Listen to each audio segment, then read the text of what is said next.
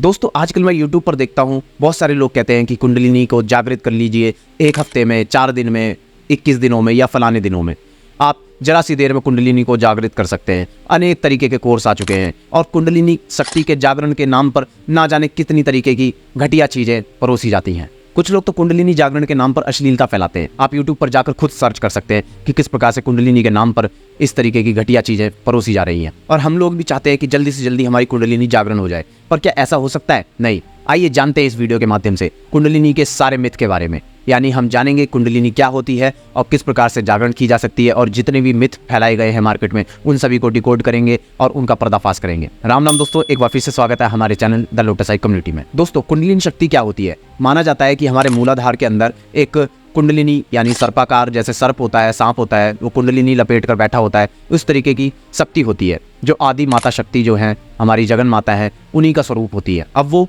सुप्त अवस्था में होती है यानी सो रही होती है, तो उनको जगाने के लिए साधना करनी पड़ती है, कठोर साधना करनी पड़ती है, गुरु के समीप जाना पड़ता है, कठोर योग साधनाएं होती हैं। परंतु आजकल जो है इतनी ज़्यादा डिमांड बढ़ चुकी है पब्लिक के माध्यम से, तो इसलिए सप्लाई भी ऐसी आती है जब सब लोग चाहेंगे कि मैं 2 दिन में कुंडलिनी जागरण कर लूँ, जबकि पहले के जो ऋषि मुनि थे करोड़ों साल तक तपस्या करते थे, तब जाके कुंडलिनी जागरण हो जाती थी। कुंडलिनी जागरण करना क्या आम बात है? नहीं दोस्तों, बहुत ज़्यादा कठोर बात होती है, इसके लिए साधना करनी पड़ती है। और दोस्तों एक और बात बताऊं, कभी भी बुक पढ़कर और कभी भी ऐसे YouTube वीडियो देखकर कुंडलिनी जागरण करने की ना सोचे, अन्यथा आपका नुकसान होगा। आपका जो पूरा जीवन है वो खराब हो सकता है, आपका माइंड जो है खराब हो सकता है, और जो भी हेल्थ है वो सारे इशू आ सकते हैं। ऐसा क्यों होता है? क्योंकि देखिए, हमें कुंडलिनी जागरण करने से पहले अपने आप को प्रिपेयर करना पड़ता है। तो जब हम एक गुरु के सामने जाएं तो वो गुरु जानता है कि इस व्यक्ति के अंदर क्या दिक्कत है। जैसे एक डॉक्टर होता है, पर्टिकुलर डॉक्टर को पता है कि भाई पेशेंट के अंदर क्या कमी है, तो सबको एक जैसी दवाइयाँ तो देगा नहीं, जिस तरीके का पेशेंट होगा उस तरीके की वो दवाई देगा। ऐसी कोई शिष्य जब गुरु के पास जाता है तो गुरु जो है पहचान लेता है कि इस व्यक्ति में क्या कमी है, क्या खास बात है, तो उसको उसी प्रकार की ट्रेनिंग देता है, यानी उसी प्रकार से मेडिसिन देता है।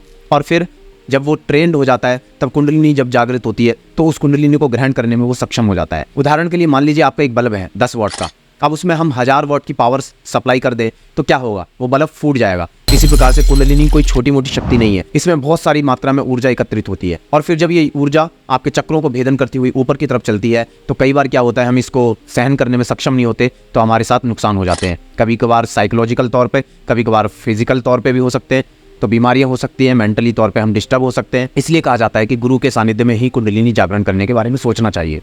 तो चलिए दोस्तों, ये तो मैंने आपको खतरे बताए कि कुंडलिनी जागरण करने से आपको कितने सारे खतरों का सामना करना पड़ सकता है, और हमेशा एक योग्य गुरु के सामने ही कुंडलिनी जागरण करने के लिए जाना चाहिए। इसके लिए मैं 2 कहानियां बताऊंगा जिस तरीके से आप समझ सकते हैं कि कुंडलिनी जागरण करना कैसे हमारे बॉडी पर हार्मफुल इफेक्ट्स ला सकता है। जैसा कि आपको याद होगा, रामायण में एक कैरेक्टर था जिसका नाम था बाली। वो सामने वाले व्यक्ति की आदि शक्ति को ग्रहण कर लेता था। तो जब एक बार हनुमान जी का सामना होता है बाली से, तो ब्रह्मा जी हनुमान जी के सामने आते हैं और कहते हैं कि आप अपनी शक्ति को छोड़कर यहीं जाएं और कुछ हिस्सा ही लेकर जाएं। तो हनुमान जी उनकी बात मानकर कुछ हिस्सा लेकर जाते हैं, और बाली उस कुछ हिस्से का भी थोड़ा सा आधा जब उसको ग्रहण करता था उसकी नसें फटने लग जाती हैं, यानी जो उसकी बॉडी थी वो शक्ति को ग्रहण करने के लिए कैपेबल नहीं थी, और ऐसे ही उसका नुकसान हो सकता था। तो वो कहता है बस करो, है ना। तो इस प्रकार की चीज़ें होती हैं।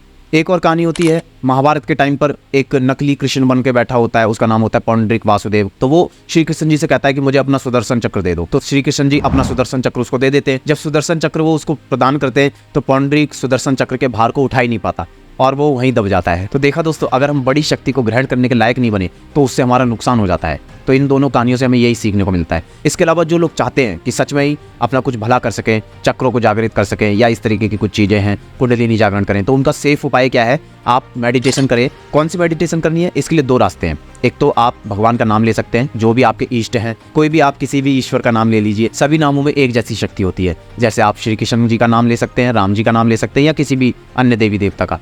इसके अलावा क्या हो सकता है, आप सांसों पर ध्यान बना सकते हैं। सांस आ रही है, सांस जा रही है, सांस आ रही है, सांस जा रही है। तो जब लॉन्ग टर्म में आप इसकी साधना करते हैं, सांसों पर ध्यान लगाते हैं या फिर भगवान जी का नाम लेते हैं, तो आप देखेंगे इसका कोई नुकसान नहीं है। यानी जो कुंडलिनी जागरण करने पर जो आपको नुकसान झेलने पड़ते वो नुकसान नहीं है, लेकिन जो बेनिफिट है वो बराबर हैं, या कुछ मायनों में उससे भी कहीं ज़्यादा है। तो दोस्तों मुझे उम्मीद है कुंडलिनी के नाम से जो इतने ज़्यादा व्यापार चल रहा है, आप इसको रोकेंगे और आप अपने जीवन में कुछ अच्छी साधनाओं को इस्तेमाल करते हुए अपने जीवन को इंप्रूव करेंगे। उम्मीद करता हूं दोस्तों आपको वीडियो पसंद आई होगी। अगर आपको वीडियो पसंद आई है तो इस वीडियो को लाइक कीजिए, साथ ही हमारे चैनल को भी सब्सक्राइब कीजिए और अपने दोस्तों के साथ भी इस वीडियो को शेयर कीजिए। मिलते हैं अगली वीडियो में। राम राम।